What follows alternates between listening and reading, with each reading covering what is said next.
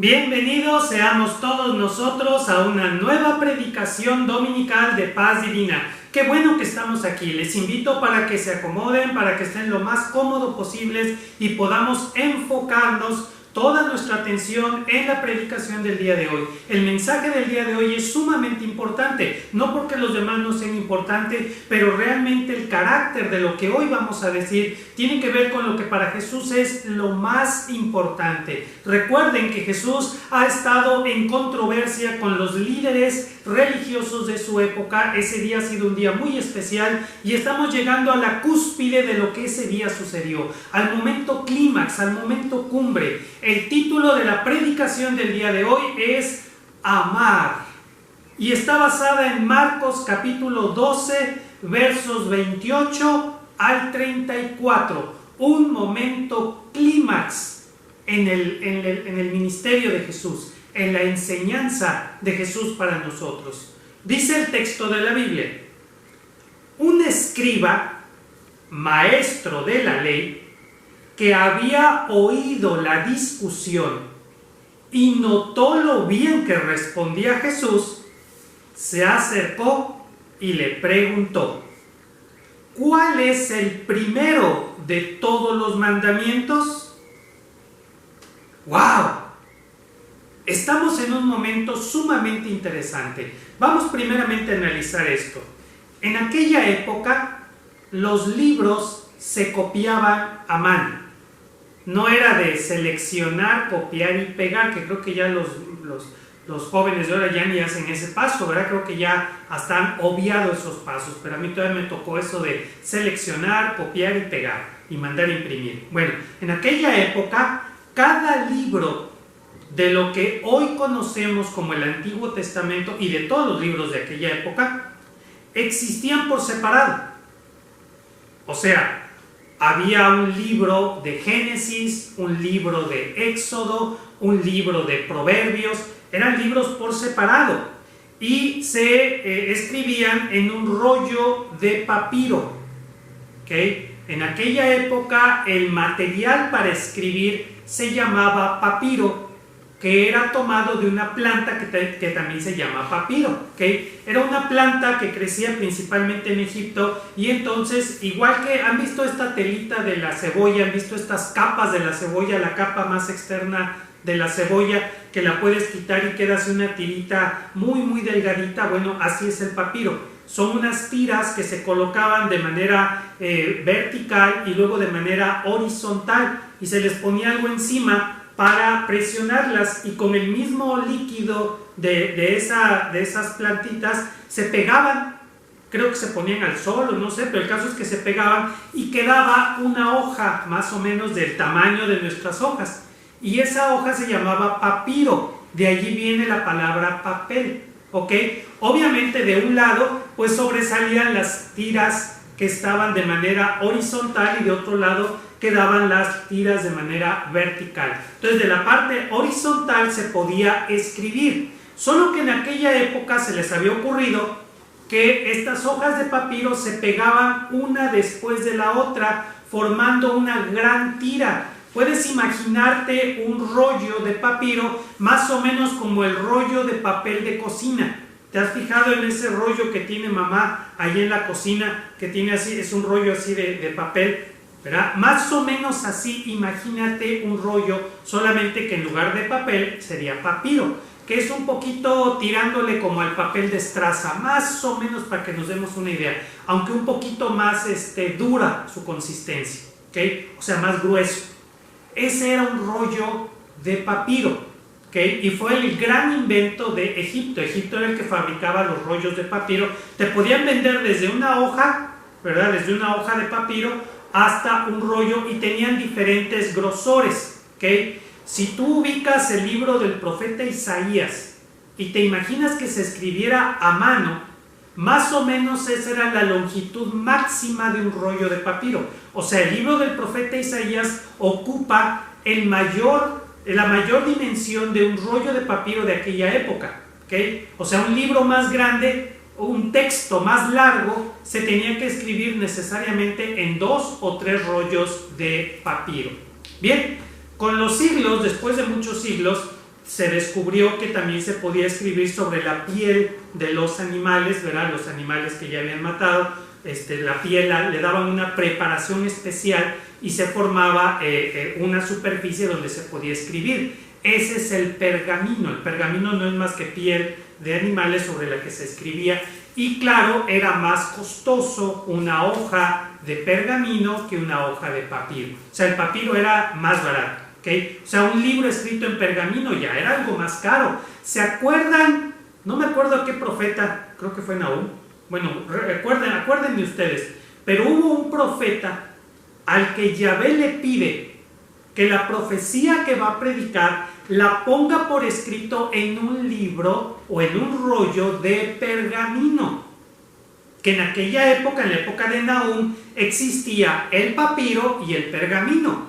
Pero no, obviamente no les voy a dar cifras exactas, es nomás para que nos demos una idea. Si un rollo de papiro en el que Nahum podía escribir sus profecías, que ya vieron el libro del profeta Nahum, pues no es muy grande, entonces era un rollo, pues, denme un rollo pequeñito, así nomás para 4 capítulos, ¿verdad? Pues le podría costar, pónganle ustedes hablando de, ya ni sé cuánto cuesta un cuaderno a todo esto.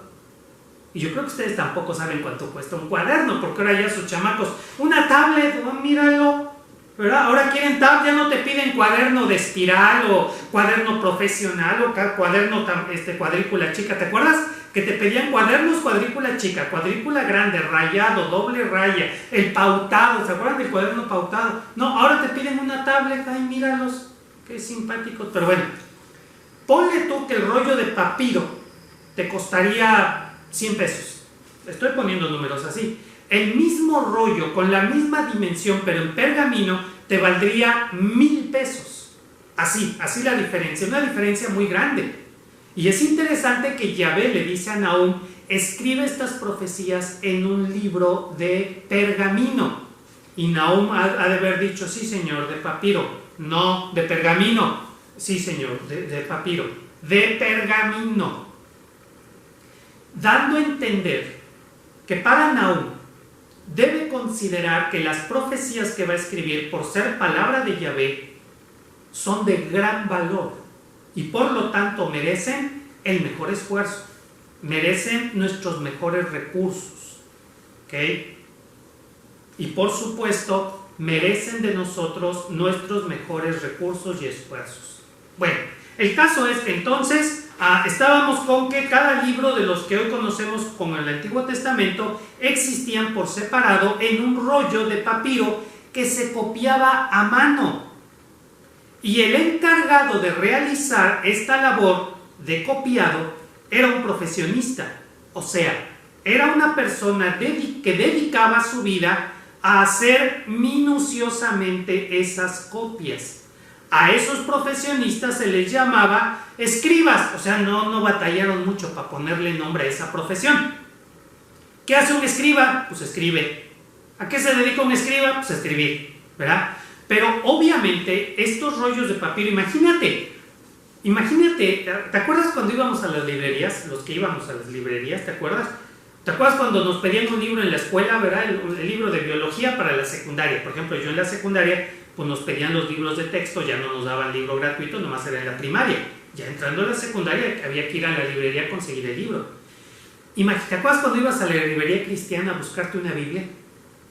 ¿Te acuerdas que buscabas una Biblia, pero barata? Acuérdate de lo que Dios le dijo a Nahum. Escríbelo en pergamino. Yo creo que si vamos a comprar una Biblia, no deberíamos irnos por la más barata, sino por una Biblia elegante. Representa la palabra divina y la voy a leer, la voy a considerar. Debería pedir una buena Biblia. ¿Cuál es la mejor Biblia que tiene? No, pues mira esta Biblia de estudio, esto, lo otro, esta tiene diccionario, esta tiene concordancia. Digo, si es la palabra divina, pues debemos invertirle. Y si la quiero para realmente estudiar y entender las palabras que Yahvé me quiere decir, pues debería de invertirle. Pues bien, imagínate, en aquella época, si tú querías leer el libro de los Salmos, ibas a la casa de un escriba, no había librerías, no había, y no había pedidos por internet, o sea, tenías que ir a la casa del escriba. Ibas a la casa del escriba y, oiga, ¿no tiene un libro de Samuel? Digo, de Salmos. Y ya te diría el escriba, pues mire, tengo uno de Samuel, tengo los de Éxodo, pero ahorita ya se me acabó el de Salmos. Oiga, pues le encargo uno. Así como no, te levantaban tu pedido, ¿no? Pues mire, el libro de los Salmos, pues yo creo que salen dos rollos en uno, pero muy grandote, pesado, usted me dice. Lo quiere en papiro, en pergamino, ¿verdad? Bueno. Y te decían, pues venga dentro de 6 meses. Imagínate, encargabas tu libro para dentro de 6 meses o dentro de un año. Había libros, ahorita no tengo el dato, pero por ahí lo leí, ¿verdad? Sí hay un estudio donde se muestra, porque el día de hoy en Israel se hacen libros a mano. En serio, hasta me quedé con ganas de, te digo, no, en serio, hay una tienda que vende libros allá en Israel, vía internet y todo, te lo mandan acá a México y todo, pero donde tú puedes solicitar una copia del libro de Proverbios, de Salmo, del que quieras, y te lo escribe un escriba de hoy en papiro, en un rollo de papiro, claro, en hebreo, pues no te lo van a escribir en español, pero en hebreo. Imagínate, no sé cuánto. Bueno, en base a eso, ellos pueden saber cuánto tardaba un escriba en escribir un libro. Y había libros de la Biblia que tardaban 1 año en escribirse. Porque no lo escribían como escribe el pastor Javier, que escribe ahí a la carrera y como salga, no. Ellos escribían letra por letra, con sumo cuidado. ¿Okay? Cada letra tenía exactamente el mismo tamaño. O sea, era una obra de arte esos escritos. Cuidaban mucho la caligrafía. Se cuidaban mucho de no cometer errores, que a veces sí los cometían, de no cometer errores en que se saltaran un renglón. ¿Te acuerdas cuando hacíamos planas? O cuando hacíamos escritura. ¿Te acuerdas? Bueno, a mí me pasaba en la primaria que del libro de lecturas, ¿te acuerdas del libro de lecturas en la primaria? Nos daban nuestros libros de texto gratuito y entre ellos venía un libro de lecturas. Yo le tenía pánico a ese libro de lecturas. Era como ver a Frankenstein. Me daba miedo. Porque yo ya sabía qué iba a pasar a lo largo del año. A lo largo del año, la maestra en turno, saludos a todas las maestras de primaria que están viendo esta predicación. Mis maestras, porque tuve varias, una por cada año, ¿verdad? Mis maestras de primaria siempre, desde segundo año, porque en primero apenas estábamos aprendiendo a escribir, pero ya desde segundo año, siempre se les ocurría, sobre todo los fines de semana, ¿verdad? La lectura tal de su libro de lectura, cópienla. O sea, tenías que copiarla de tu libro de lectura a tu cuaderno. Y tenías que copiar, obviamente, escribirlo a mano, no de pegar y copiar, a mano. Y eran lecturas de varias páginas, sí te llevaba un rato. Yo tenía con la mano toda dolorida, que lo del túnel carpiano, que no sé qué, que se me entumía la mano, ¿verdad? Y obviamente tenía que ser con una, así nos decía la maestra, con una letra que yo pueda leer, o sea, que la maestra pueda leer. Entonces, pues así, había que hacer la letra bonita. Entonces, yo sé lo que es ser un escriba. Y yo sé que a veces llega un momento en que tienes que dejar de escribir. O sea, ya no puedes, y tiene que pasar 1 hora, 2 horas, ¿verdad? Que descanses la mano para que puedas otra vez agarrar la pluma y seguir escribiendo. Y conste que en aquella época no eran las plumas como los de ahora. En aquella época eran pluma de ave. Y le tenían que echar ahí a la tinta, ¿verdad? Y luego seguir escribiendo. O sea, era todo un arte eso. Bueno, el caso es que ellos se dedicaban a esto. Ahora, muchos de estos escribas se apasionaban por su trabajo. Lo hacían con diligencia, con pasión. Ponían toda su atención a lo que estaban copiando y con facilidad podían obtener el grado de maestros para instruir al pueblo en las escrituras. Pues para ellos era muy fácil, pues se sabían la Biblia casi de memoria.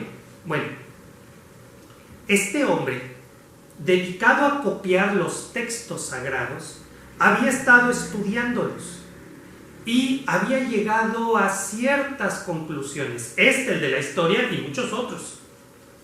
Y estas conclusiones lo inquietaban, pues no correspondían a los dogmas religiosos, no correspondían al sistema ritualista de la religión de los saduceos, pero tampoco lo que veían en las escrituras tenía mucho que ver con el sistema de tradiciones de la religión de los fariseos.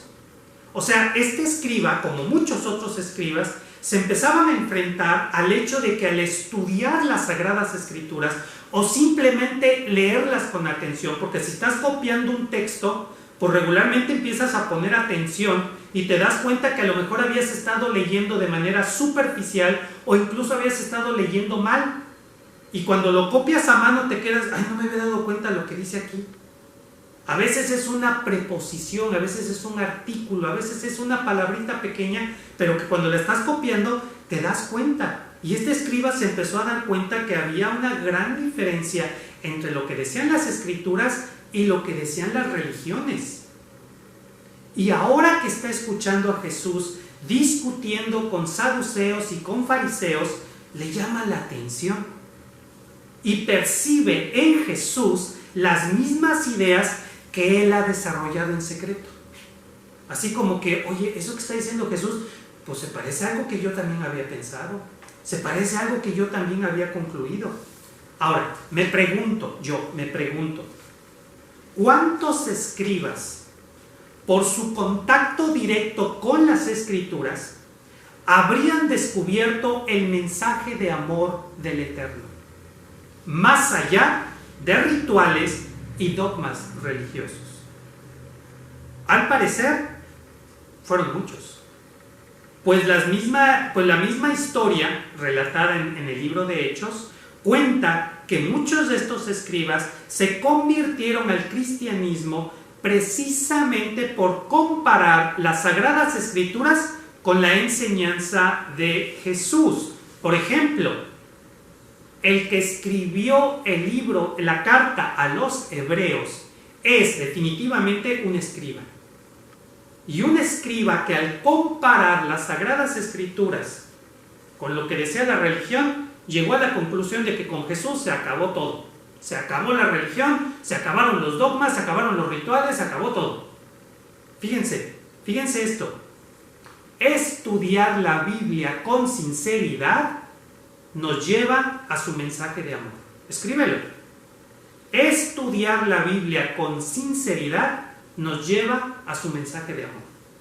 El problema, creo que lo acabo de decir hace poco, el problema de la religión cristiana en todas sus facetas, católicos, evangélicos, sectas, todo, denominaciones, todo, está en que no leemos con sinceridad las Escrituras.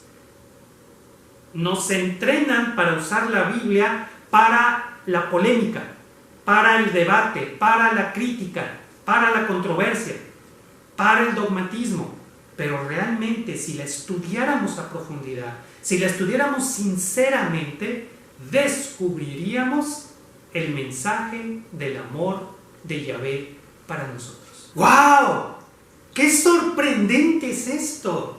El problema no está en la Biblia, el problema está en las religiones alrededor de la Biblia que nos distraen entre rituales y festejos y dogmas y comisiones y ministerios y templos y tanta cosa nos distraen y no nos dejan leer el texto de la Biblia y no nos dejan ver ese mensaje.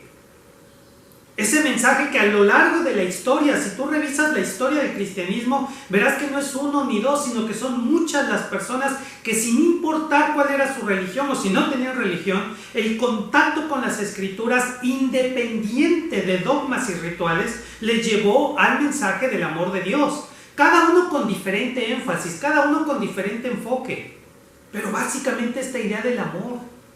Ahora, que si nos vamos a los orígenes del mensaje de Jesús, del mensaje de Mahoma, del mensaje de Buda, pues vamos a encontrar básicamente lo mismo, pero no nos metamos ahorita en eso. La cosa es que este escriba, que además es maestro de la ley, no todos los escribas eran maestros de la ley, pero para ser maestro, pues tenías que tener una serie de conocimientos que era más fácil si eras escriba.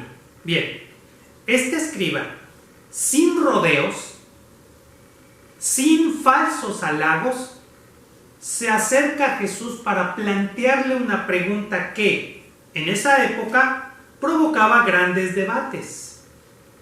Es interesante que este escriba no viene como los anteriores a hacerle una pregunta a Jesús para enredarlo en una controversia. No, este escriba sinceramente quiere hacerle una pregunta a Jesús, porque aunque no lo parezca ahora, en aquella época se tenían diferentes opiniones sobre cuál era el mandamiento más importante, y las opiniones al respecto se inclinaban hacia el ritualismo. Fíjate, hoy la pregunta de este escriba nos parece hasta ingenua o hasta tendenciosa. ¿Cuál es la pregunta? ¿Cuál es el primero de todos los mandamientos? Cualquiera de nosotros diría, ese está rete fácil. Para nosotros hoy, que además sabemos la respuesta de Jesús. Pero realmente, verdaderamente en aquella época, esa era una pregunta que generaba grandes debates. En serio. En cualquier sinagoga, ¿verdad? Alguien podía preguntar cuál es el mandamiento más importante, y entonces empezaban las opiniones. No, pues el mandamiento más importante es guardar el Sabbat.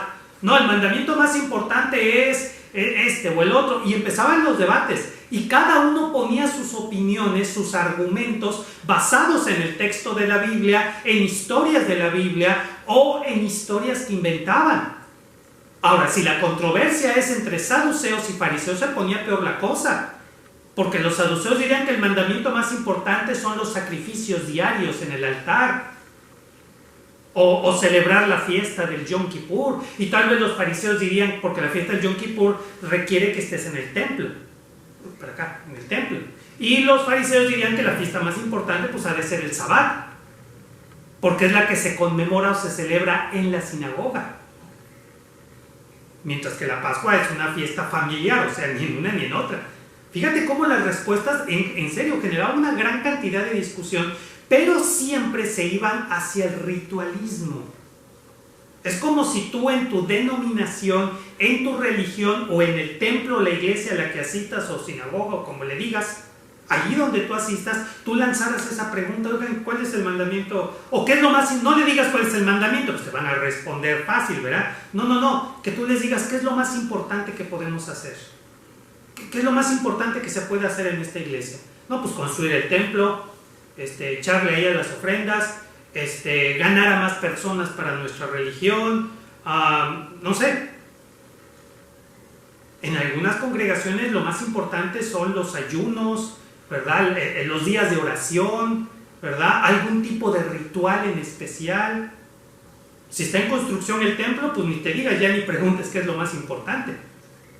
Fíjate cómo cada grupo se inclinaría hacia una o hacia otra de las facetas del ritualismo. Bueno, la pregunta a Jesús es entonces de gran importancia para el escriba, que es maestro de la ley, que además ya tiene sus propias sospechas, pero quiere sinceramente escuchar la opinión de Jesús. Este escriba se ha dado cuenta de algo: Jesús no está a favor de los saduceos. Ya les ha dicho que ellos están mal en su religión, ya. Pero también se ha dado cuenta que Jesús tampoco está de acuerdo con los fariseos, que de eso ya nos dimos cuenta todos, todos ya nos dimos cuenta. Entonces Jesús no está ni a favor ni a favor de una religión ni a favor de otra. Curiosamente, esto le da al escriba la confianza de preguntarle a Jesús algo sumamente importante. Es como si tú preguntaras: ¿cuál es la religión verdadera? Y pues tú ya sabes que si le preguntas al pastor de tu iglesia, pues te va a decir que esta. Y si vas y les preguntas a los de la religión de enfrente, pues te van a decir: salte de allá y vente para acá. O sea, tú sabes que la pregunta no la puedes realizar a los líderes de una denominación o de una religión, porque obviamente su respuesta va a estar condicionada por los intereses creados en esa religión. O sea, si ese líder está comprometido con una religión y sirve a los intereses de esa religión, pues su respuesta va a estar condicionada, obviamente, por eso. Queremos hacer crecer a nuestra denominación, o a nuestra religión, o a nuestro templo. Si al pastor le preocupa que las ovejas de esta congregación se están yendo a la de enfrente porque allá brincan más, o aquí ni brincan, ¿verdad? Pues entonces le va a preocupar, la respuesta que te dé va a estar condicionada por eso. Y este escriba ya se dio cuenta que Jesús efectivamente es libre. Jesús es libre. No está condicionado por ninguna religión. Jesús no está fundando ninguna religión. Y realmente no fundó ninguna religión. Y entonces Jesús es alguien a quien se le puede preguntar algo tan importante. Y aquí viene la respuesta de Jesús. La leemos en el texto de la Biblia.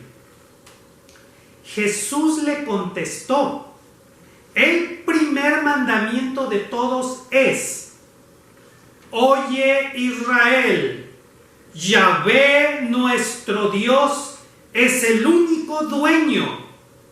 Ama pues a Yahvé tu Dios con todo tu corazón, con todo tu ser interior, con toda tu mente y con todas tus fuerzas.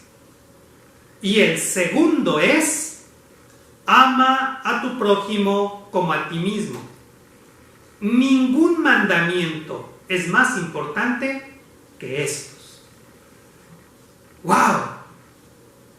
No, es que esto que está diciendo Jesús lo es todo. Está respondiendo cuál es el primer mandamiento, cuál es el mandamiento más importante. Y con esto, pues ya no hay más que decir, hermanos. No hay más que decir. O sea, podemos en este momento decir, bueno, pues con lo que ha dicho Jesús, pues no hay más que decir. Así que Jehová les bendiga. No, no es cierto, ¿cómo creen? No. Siéntense, ya vi que algunos se pararon. Ya se acabó. No, nomás era para que despertaran, porque por ahí estaban ya dormidos, ¿eh? No. Bien, vuélvanse a sentar, todos acomodaditos, bien. No vamos ni a la mitad de la predicación, no, olvídense. Bien. Fíjense qué importante es esto. La pregunta es: ¿cuál es el primer mandamiento? Ahora, aquí no estamos hablando de primero, segundo, tercero, cuarto, no. En la mentalidad judía, de hecho en la mentalidad de todo Medio Oriente, el primero es como el centro. ¿Okay? A lo mejor sería mejor traducir cuál es el mandamiento central, porque la idea es que sobre ese mandamiento giran todos los demás. Forma el pivote a través del cual gira todo lo demás. Claro que en aquella época no utilizaban ese lenguaje, pero cuando ellos decían primero, no estaban pensando en una fila, así como en la escuela que te ponen así en fila, sino estaban pensando en lo que va en el centro y alrededor del cual giraba todo lo demás. O sea, lo que le daba orden a todo lo demás. Anótalo por ahí. Anótalo así. La pregunta del escriba es: ¿cuál es el mandamiento que le da orden a toda la vida? ¿Cuál es el mandamiento que le da orden a toda la vida? Esa es la pregunta. Ahora bien, si este es el mandamiento central, llama mucho la atención que Jesús, al responder, habla de dos mandamientos, pero al final dice: ningún mandamiento es más importante que estos, dando a entender, gramaticalmente, por supuesto, gramaticalmente, la estructura gramatical de la respuesta de Jesús es indicativa de que estos dos mandamientos forman uno. En las Sagradas Escrituras aparecen en lugares separados y parece que son mandatos separados, pero en realidad es una y sola idea. Vamos a analizar. Jesús cita el texto de Deuteronomio capítulo 6 versos 4 al 5, que es el que tengo aquí. ¿Sí lo ven? Sí, bueno, aquí está. Solo que en hebreo, por supuesto. Está en hebreo, ¿verdad? Pero ese es el texto, por eso lo traigo aquí colgado, por eso lo traigo aquí. Bueno, lo que está aquí escrito es: oye, Israel, Yahvé nuestro Dios es el único dueño. Eso es lo que está aquí. ¿Ok? Y bueno, es parte de este gran texto. Bien. Jesús cita el texto de Deuteronomio capítulo 6, versos 4 y 5, y lo conecta directamente con el texto de Levítico 19, 18. ¿Qué hacen tan separados estos dos textos? Pregúntenle a Moisés o a los escribas que pusieron orden en esos libros. Pero lo que está diciendo es, Jesús lo que está diciendo es que el amor es lo más importante. Sí, aunque suene a tarjeta de 14 de febrero, creo que ya ni envían tarjetas, ¿verdad? O sea, tarjetas físicas, pero bueno, aunque suene a 14 de febrero y aunque ahorita nos empecemos a poner así medios melosos y medio así, no. El amor es lo más importante. Es lo que está diciendo Jesús. El pivote alrededor del cual toda la vida adquiere su estructura, su orden, su armonía, es el amor. Y comienza con el amor a Yahvé, el cual debe llevarnos al amor al prójimo. Si amas a Yahvé, vas a descubrir que Yahvé te ama. Y llena del amor de Yahvé, recibes el impulso de Yahvé para amar al prójimo. Y obviamente, al amar al prójimo, no lo haces por obligación o por necesidad. Estoy citando un texto. Sino que lo haces impulsado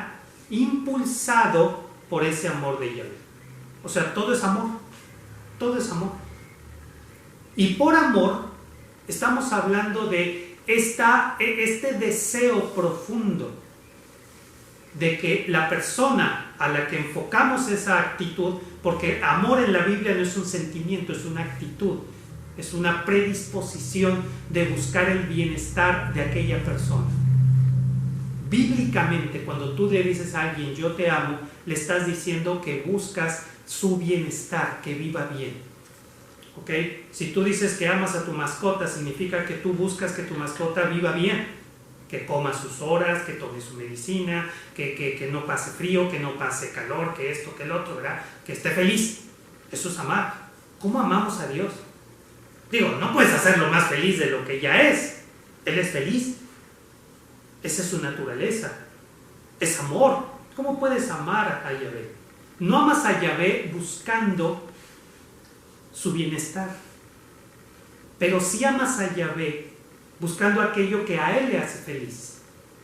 ¿Y sabes lo que más hace feliz a Yahvé? Verte feliz. Verte feliz.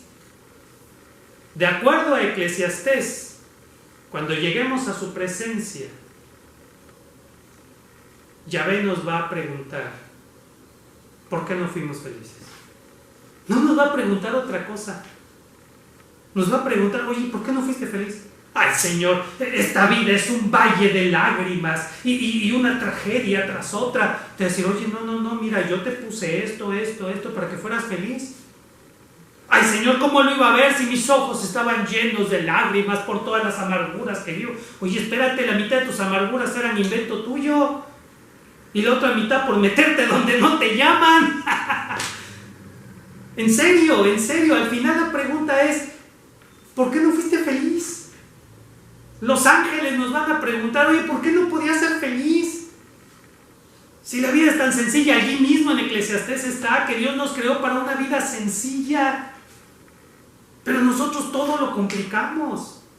Amamos a Yahvé cuando nosotros empezamos a ser felices, cuando nosotros encontramos la dicha en conversar con Él, en estar con Él. Y entonces descubrimos que lo mejor que podemos hacer es ayudar a otros a ser felices. Nada es más importante en la vida que aprender a amar.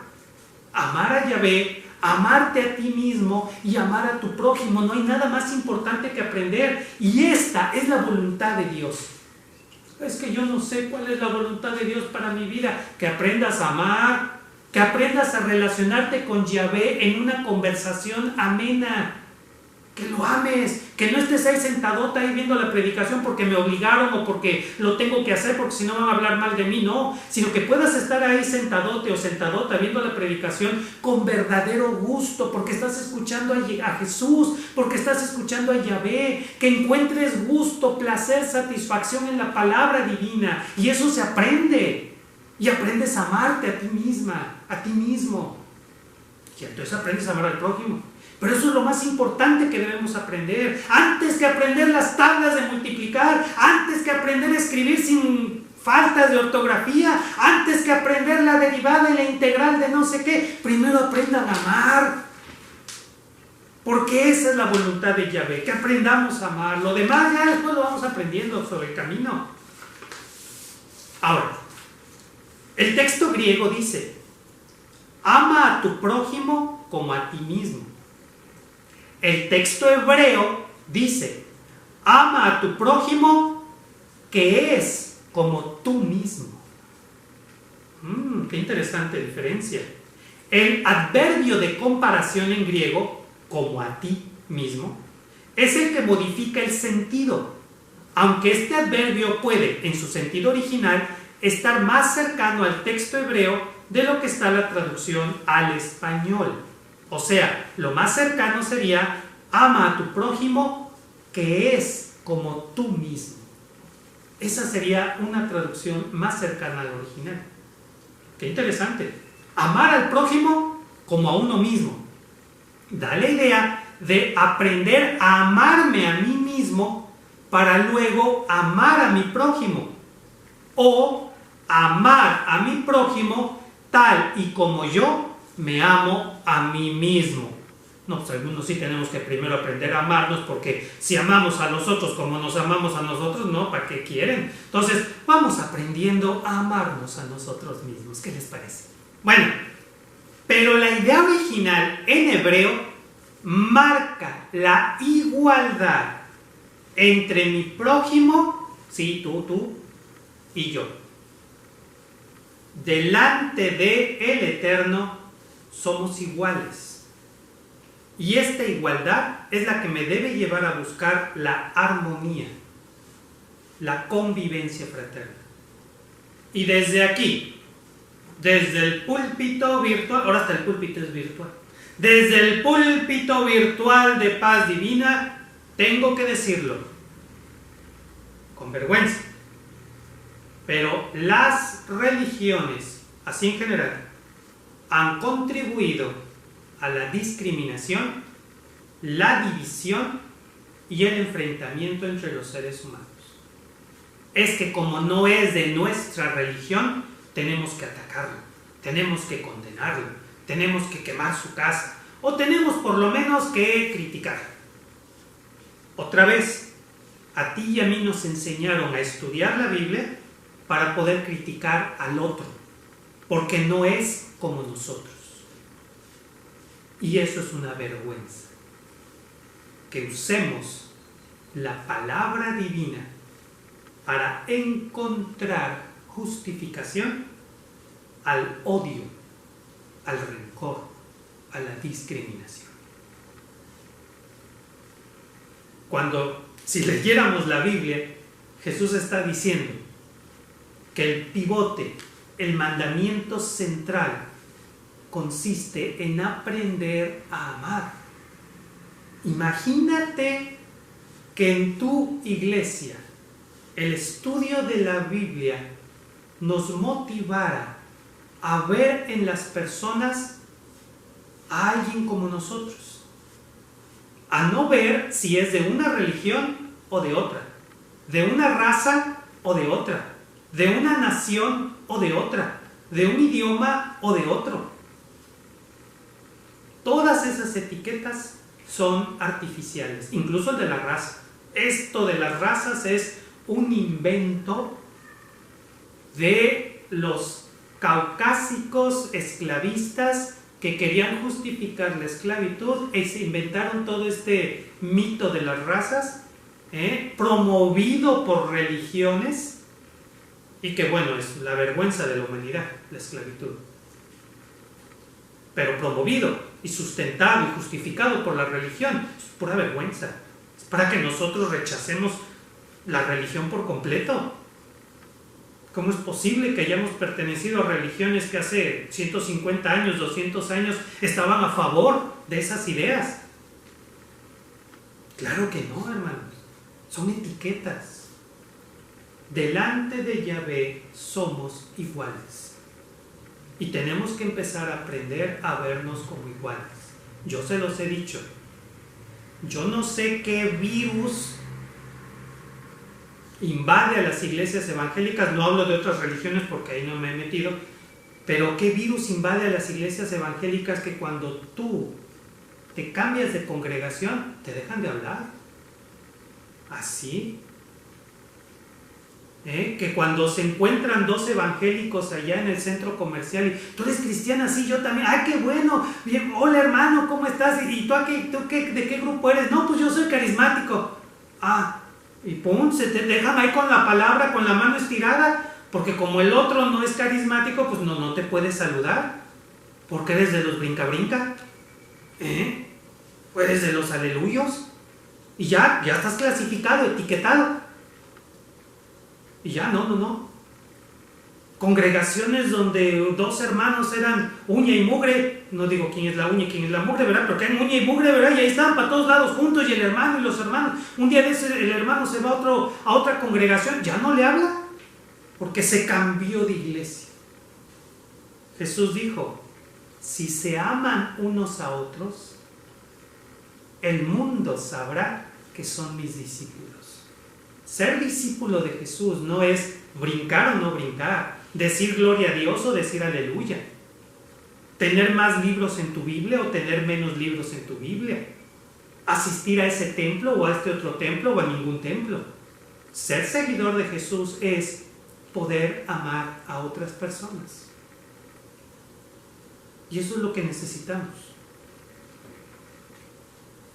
Mi prójimo es como yo. No existen, pues aquí está, no existen diferentes raciales. Son simples adaptaciones al medio ambiente. Lo que en apariencia nos hace distintos nos lleva a discriminarnos, pero es un error. Toda discriminación es un error. En apariencia somos distintos, pero en esencia somos iguales. Somos iguales. No hablo de los líderes religiosos, hablo de la gente que va a esa iglesia, o a esa otra iglesia, o a esa secta, o a este grupo. Está buscando a Yahvé. Sí, pero lo están buscando mal. ¿Ahí tú lo buscas bien? Qué chistoso, ¿verdad? Que siempre así decimos. Así decimos. ¿Sí o no? No me salgas con que tú no. Así decimos en todas nuestras iglesias. Sí, pero ellos lo buscan mal. O sea, nosotros lo buscamos bien. Aunque en nuestra congregación hay chismes, hay divisiones, fulanito y menganito se odian a muerte, pero nosotros sí estamos buscando a Dios correctamente. Y no soportamos a los de aquella religión, y no soportamos a los de este grupo racial, pero nosotros sí buscamos a Dios. Bien. ¿Quiénes buscan a Dios bien? Los que están aprendiendo a amar, los que están aprendiendo que Yahvé es amor, no odio. Porque los que cantan y proclaman que Yahvé está lleno de ira y de castigo y de violencia, y que Dios mata y destruye, y que arrojará la mitad de los seres humanos al infierno para que ardan por 3 eternidades. No sé cómo le va a hacer para que ardan 3 eternidades, pero no lo inventé yo. Yo escuché un día a un predicador que estaba bien emocionado, ¿verdad? En un culto evangelístico, ¿verdad? Y estaba hablando de los horrores del infierno. Te estoy hablando de los años 70, o sea, yo era un chamaco como los niños y las niñitas, niñitas, como los niños y las niñitas que me están viendo ahorita. A los años 70, ¿verdad? Me tocó escuchar a un predicador que quería espantar a la congregación hablándoles de los terribles castigos del infierno si no aceptabas a Cristo y cambiabas tu pecaminosa forma de vida. Y se me quedó muy grabado. No me aprendí el sermón. Si me lo hubiera aprendido un día si lo recuerdo un día se los predico. Digo, pues para que vean, ¿verdad? Que Dante Alighieri ni que nada. Pero una frase que desde aquella época se me quedó grabada y fue esa, que este pastor dijo: y arderán en el infierno por 3 eternidades continuas. Yo imagino que era una frase poética, porque yo era muy pequeño, ¿verdad? Todavía no cumplía los 12 años de edad, y yo me acuerdo que me quedé pensando, ¿cómo puede haber 3 eternidades? Pues eternidades para siempre, o sea, no puede haber 3 eternidades, ¿verdad? No le pregunté a nadie, pero porque dije, como es predicación, no vaya a ser que me caiga un rayo por andar criticando la predicación. Pero si tú todavía crees en un Dios vengativo, violento, iracundo, que encuentra cierto placer en enviar a la mitad de la humanidad al infierno porque se lo merecen, tú no conoces a Yahvé. No lo conoces.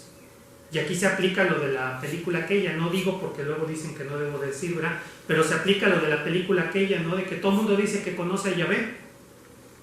Pero pues nadie lo conoce, no lo conocen. Opinamos de él y decimos de él, pero no lo conocen. Dios es amor.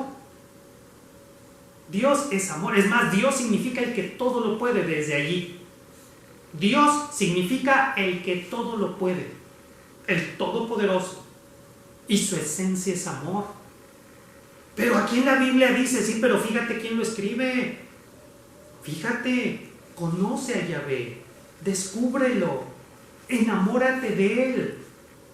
Y cuando te hayas enamorado de él, descubrirás que tu ser interior está lleno de amor, porque has abierto tu ser interior a Yahvé. Y si le abres tu ser interior a Yahvé, entonces de tu interior brotará un río de agua viva. No lo estoy inventando, está en la Biblia. ¿Alguno dónde he oído eso? ¿En qué canción? No, no es una canción, está en la Biblia.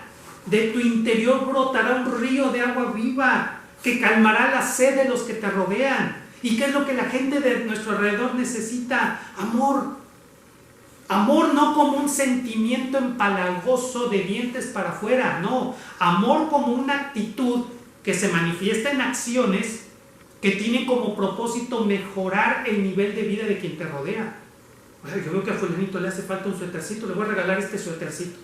Yo veo que a menganito no tiene que comer, le voy a regalar un platito de comida.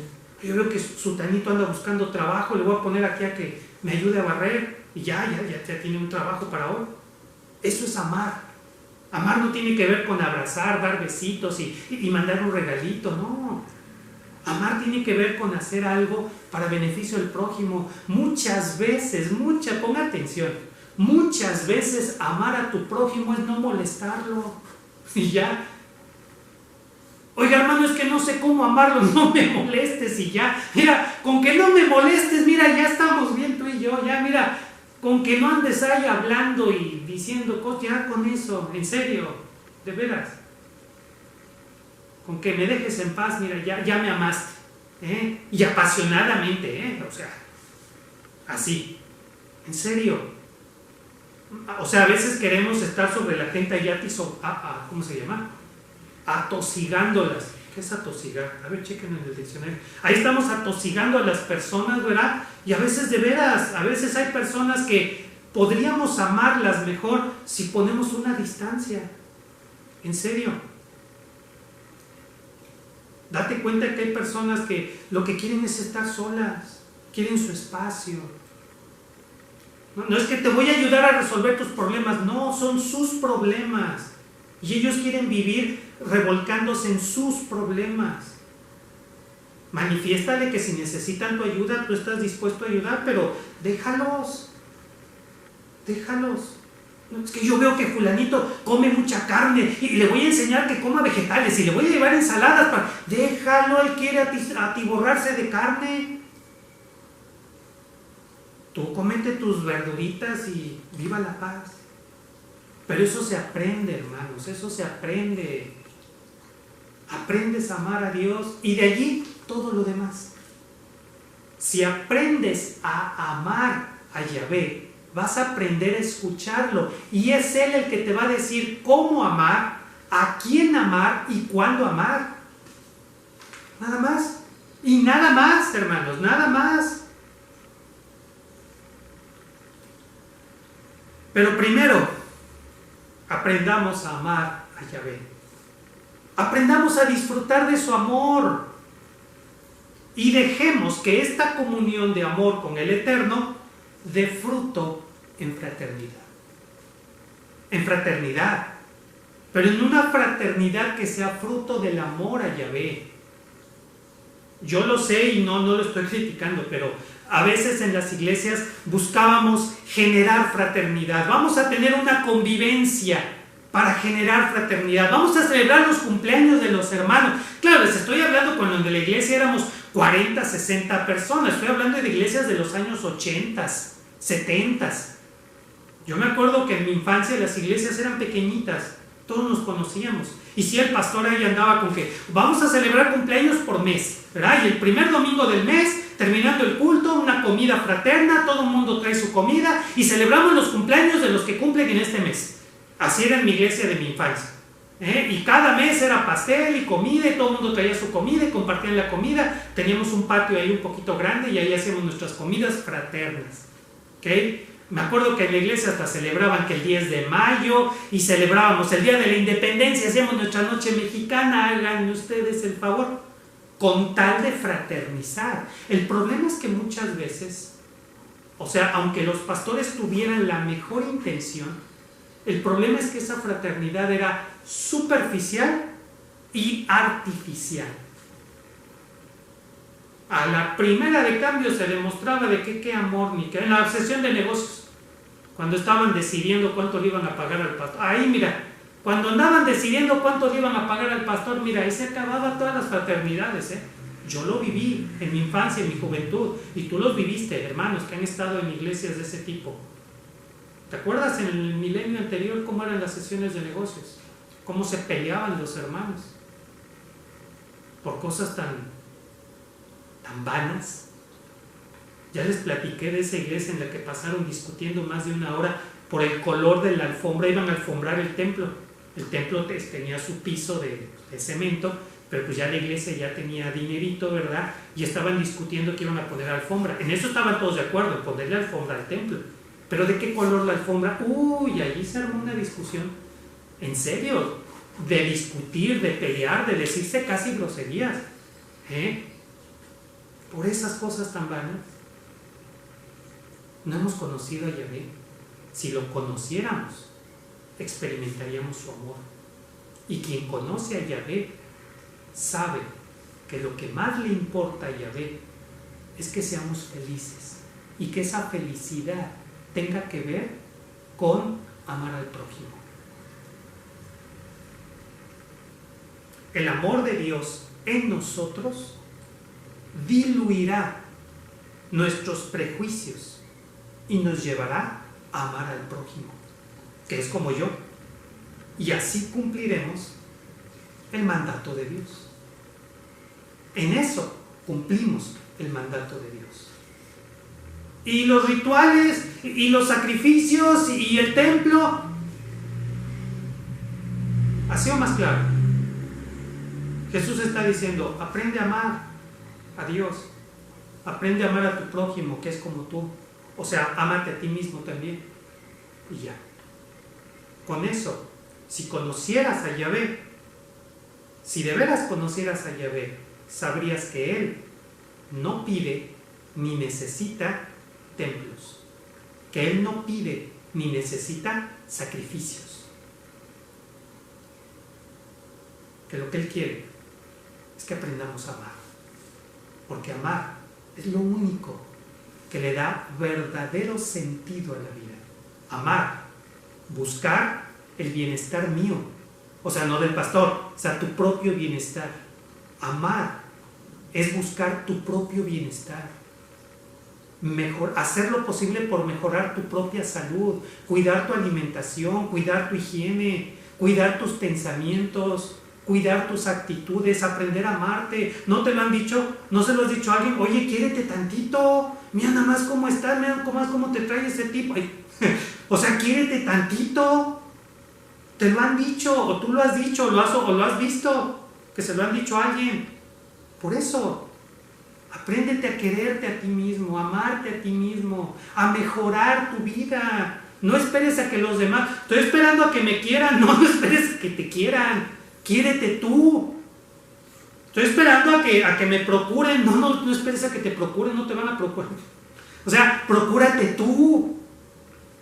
Tú hazte cargo de tu salud, de tu alimentación, de tu higiene, de tu bienestar, de tu paz. Quiérete a ti. Y empezarás a querer a los demás. Eso es todo. Nada más. Y dice la Biblia, el escriba maestro de la ley, le dijo: muy bien, maestro, es verdad lo que dices, que hay un solo Dios y no hay otro fuera de él. Y amar a Dios con todo el corazón, con todo el entendimiento y con todas las fuerzas, y amar al prójimo como a uno mismo, vale más que todos los holocaustos y todos los sacrificios que se ofrecen en el altar. Al ver Jesús que el escriba, maestro de la ley, había respondido inteligentemente, le dijo: no estás lejos del reinado de Dios. Y ya nadie se atrevía a hacerle más preguntas. ¡Wow! ¡Sorprendente! Este escriba ya había llegado a la misma conclusión y se emociona al escuchar a Jesús decir lo mismo que él ha descubierto en las Sagradas Escrituras. Es que es fascinante, tú sabes de lo que te estoy hablando. Cuando tú estás escuchando una predicación y el pastor está explicando algo y tú te quedas: eso yo ya lo había entendido. El otro día yo leí las Escrituras y yo me di cuenta que aquí no hay uno ni dos relatos de tormentas, sino que aquí hay varias tormentas. Y el pastor se pasó 2 horas para decir lo que yo encontré en 10 minutos. Pero bueno, dale chance al pastor. Está chavo, está mucho tiempo para decir lo que tú en 10 minutos descubres. Pero ¿a poco no es emocionante cuando la predicación revela algo que tú ya sabías? Y que tú sabías por una reflexión personal y que empiezas a sospechar: pues se me hace que Dios sí me habla a mí también, porque mira, este escriba está bien emocionado porque Jesús ha llegado a la misma conclusión que él. Y la conclusión a la que había llegado el escriba previamente es que el mandamiento más importante no tiene que ver con rituales, no tiene que ver con sacrificios, no tiene que ver con fiestas, no tiene que ver con tradiciones, no tiene que ver con religiones, sino tiene que ver con la relación que se establece con Yahvé y la relación que estableces con tu prójimo. ¡Wow! Ese es el gran descubrimiento que ya había hecho el escriba y que ahora al escucharlo de Jesús se emocionó. Bueno, no es tan sorprendente, pues Jesús da a conocer lo que siempre ha estado en las Escrituras. Eso es lo más fascinante. Pero las religiones ritualistas han opacado en el humo de los rituales y en la oscuridad de los dogmas esta sencilla verdad. Imagínate llegar a un templo y que tú preguntes: ¿qué es lo más importante que puedo hacer? Aprender a amar a Dios, amarte a ti mismo y amar a tu prójimo. Entonces no tengo que cooperar para construir el templo. No tienes que cooperar. Es que yo iba a cooperar con 20 bancas de cedro. Se queda el pastor: híjoles, no, pues sí, echa las 20 bancas y ya, aunque no ames, ¿verdad? Y puedo quedarme aquí en la iglesia con las 20 bancas y llenar la iglesia de chismes y pleitos y todo. Pues sí, creo que, o sea, claro, en la práctica nadie hace esto. Bueno, yo pienso, pero es lo que sucede. Convencemos a la gente de cooperar materialmente para construir templos, aunque sus vidas no cambien. Convencemos a la gente que con su participación en engrandecer nuestra denominación o nuestro templo, no importa que no cambien su corazón o su forma de vida. ¿Entiendes? ¿Entiendes el humo de la religión dogmática y ritualista que ha opacado una verdad tan sencilla y tan fundamental? Sí, si tú eres movido por Yahvé a hacer algo por embellecer el templo donde te reúnes, perfecto. Si tú te das cuenta que el templo en donde te congregas no tiene ventanas y cuando llueve entra más agua afuera que adentro, ¿verdad? Y tú en tu ser interior dices: yo quiero donar por lo menos 2 o 3 ventanas para mi templo, hazlo. Si Yahvé lo pone en tu corazón, hazlo, pero hazlo para el Señor. Hazlo por gratitud al Señor. No condiciones tu ofrenda, que yo voy a poner las ventanas, pero quiero que me sienten en la banca del frente. Voy a poner las ventanas, pero quiero que me pasen al frente y me aplaudan. Voy a poner las ventanas, pero quiero que pongan que en una ventana así, ¿cómo se le llama? Que ponen al vidrio le ponen algo grabado ahí en el vidrio.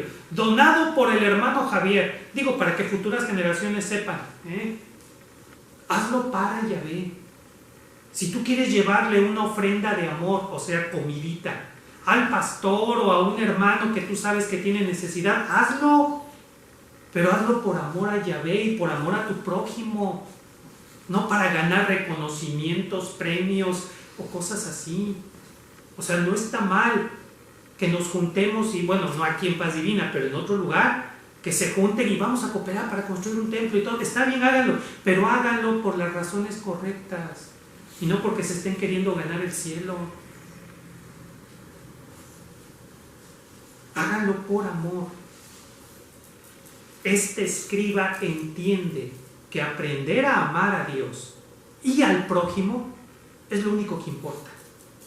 Y que, fíjate, lo dijo el escriba, y que todos esos sacrificios ritualistas que se ofrecen en el altar son inútiles. Bueno, no lo dice así, pero eso es lo que está dando a entender. Y lo dijo el escriba en el patio del templo, donde está el mercado, donde se venden y se compran los animales que se van a ofrecer en los sacrificios en el altar de los holocaustos. O sea, ¿en qué lugar lo están diciendo? Es fascinante esto, hermanos. ¿Por qué la gente no lo ve? Rituales, tradiciones, dogmas, supersticiones, religiones, amuletos, nada sirve. Lo único importante que nuestro Padre Dios quiere es que aprendamos a amar. Nosotros nos reunimos a estudiar la Biblia para aprender a amar a Dios como el Padre que nos ama, disfrutar su amor y aprender, a ver si ahora sí, aprender a vivir en fraternidad. Amén. Puestos en pie, recibamos la bendición pastoral. Jesús, nuestro buen pastor, nos bendiga con la fuerza vital de su paz, para que aún en medio de la tormenta podamos admirar la belleza de su presencia y confiadamente escuchemos su voz. Sea así cada día para cada uno de nosotros. Shaddai Shalom. Que tengamos una hermosa semana cobijados bajo las alas de nuestro amado Papito que nos ama con ternura. Amén.